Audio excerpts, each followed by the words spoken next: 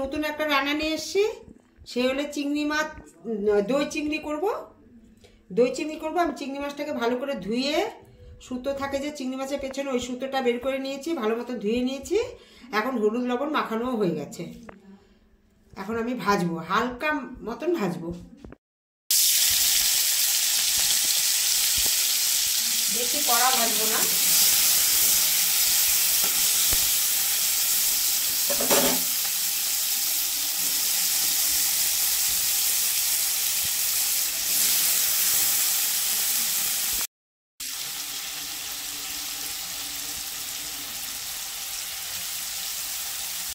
মাছটা আমি হালকাভাবে ভেজে নিচ্ছি।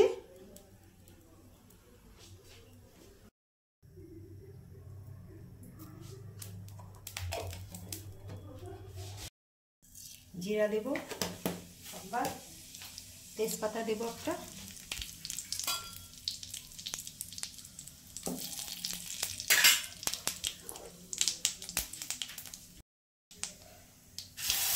রসুন বাটা,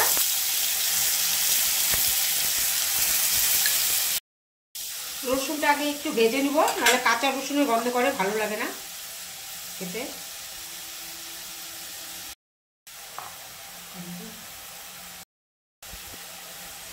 পেঁয়াজ বাটা, লঙ্কা আদা বাটা,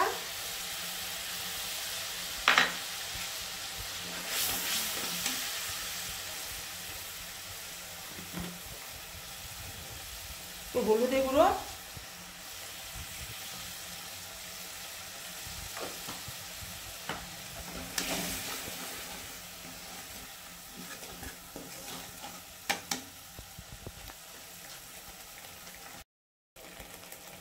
কাশ্মীর লঙ্কার গুঁড়ো দিব 1 চামচ,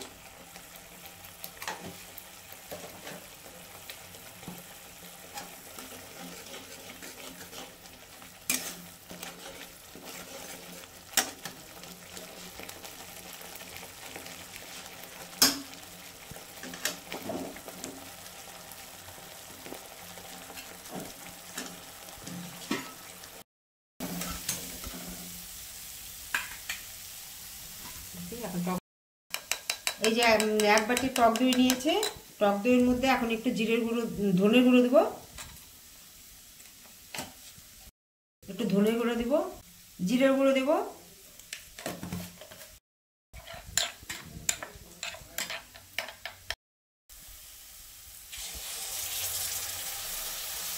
একটু বাটি ধুয়ে জল দিয়ে দিব,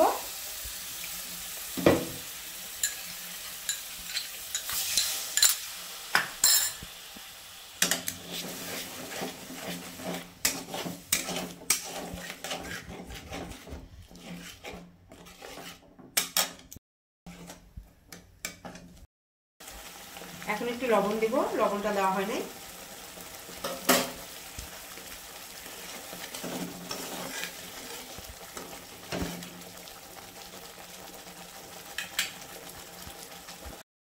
চিংড়ি মাছটা ছেড়ে দেব,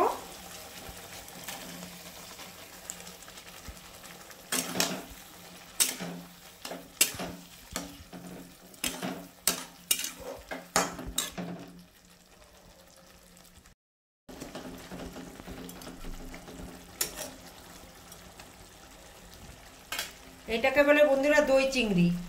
এইভাবে করে খেয়ে কমেন্ট করে জানাবে, ভালোবাসা দেবে, তবেই তো নতুন নতুন রান্না নিয়ে আসবো।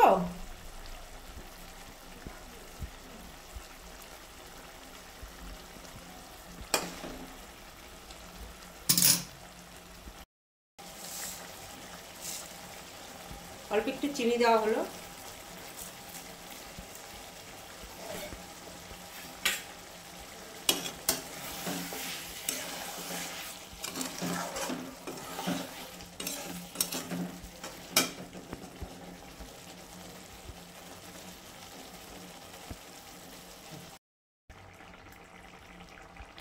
চিংড়ি মাছ হয়ে গেছে, একটু গরম মশলা দিয়ে দিলাম,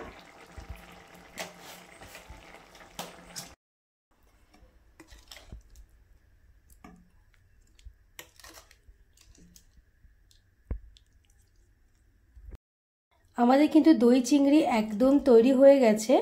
তো আশা করি তোমাদের কিন্তু ভালোই লেগেছে। আর এখানে হচ্ছে দেখো মা কতটা সুস্বাদুভাবে এই রান্নাটা করেছে, আর খেতে কিন্তু সত্যি বলছি খুবই ভালো হয়েছে। তো তোমরা কিন্তু দেখেই নিলে, আর খুব সহজ পদ্ধতিতে মা এই রান্নাটা করলো।